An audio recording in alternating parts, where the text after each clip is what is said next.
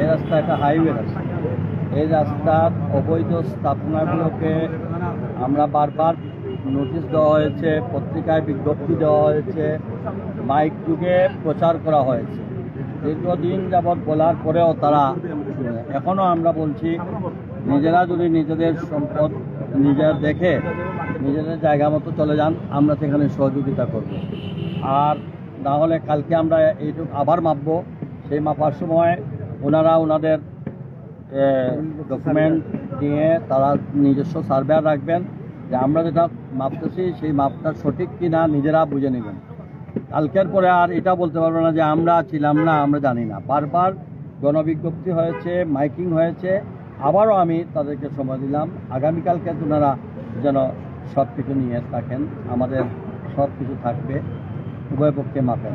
যেটি বলছেন গণবিজ্ঞপ্তি দিয়েছেন, অনেকে অভিযোগ করছেন যে নোটিশ দেওয়া হয়নি, এই ব্যাপারটি নোটিশ আর কি, গণবিজ্ঞপ্তির পরে আর নোটিশ? অবৈধ জায়গার উপর আপনি ঘর বানাইবেন, আপনারা আমি কিসের নোটিশ? এটা নিয়ে হাইকোর্টে যাবেন, স্থাপনা ভাঙে, এগুলার দিন শেষ। এই যে এই অনেকবার খাওয়া হয়েছে, বছরের পর বছর ব্যবসা করলেন। আমাদের আজকে জলবদ্ধতার কারণ, আজকে রাস্তাঘাটের প্রশস্ততার কারণে আমরা কাজ করতে পারতেছি না। সো এইটা বলেন, আপনি আপনার জায়গায় থাকবেন, আপনি কেন সরকারি জায়গায় আসবেন?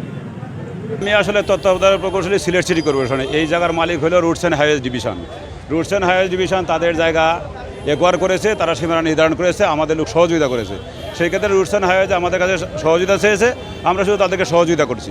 মালিকানা হলো রুটস অ্যান্ড হাইওয়েজের, মাননীয় মেয়র মহোদয় এটাকে সহযোগিতা করছেন যাতে জনগণের সুবিধা নিশ্চিত করা যায়। কারণ যেহেতু এই রাস্তাটা সিটি কর্পোরেশনের ভিতরে, সিটি কর্পোরেশনের জনগণ সুবিধা বুক করবেন, সেই কারণে মাননীয় মহোদয় সহ আমরা তাদেরকে সহযোগিতা করছি তাদের জায়গা উদ্ধারের ক্ষেত্রে।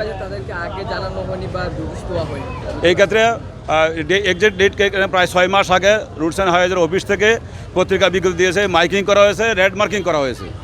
কাজেই যদি কেউ বলে থাকে এই কথাটা যে না নোটিশ করা হয় না, নোটিশের বিষয় না, এটা গণবিজ্ঞপ্তি দেওয়া হয়েছে। মাইকিং হয়তো জিজ্ঞেস করে দেখবেন। একদম বলা হয়েছে আম্বরখানা পয়েন্ট থেকে টুকের বাজার পয়েন্ট পর্যন্ত সড়কের দুই পাশে যে সমস্ত অবৈধ স্থাপনা আছে এগুলি সরাই নেওয়ার জন্য তারা বিনীত অনুরোধ জানিয়েছে রুটস অ্যান্ড হাইওয়েজের। আমাদের কাছে কপি আছে।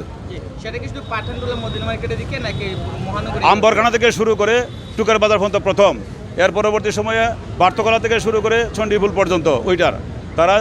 এরপরে হলো যে হুমায়ুন রশিদ চত্বর থেকে সরিয়ে মুক্তিযোদ্ধা চত্বর থেকে সরিয়ে জকিগঞ্জ রুট, এই রুটগুলির ক্ষেত্রে তারা তাদেরকে জনগণকে মেসেজ দেওয়ার জন্য মাইকিং করেছে, পত্রিকা বিজ্ঞপ্তি দিয়েছে।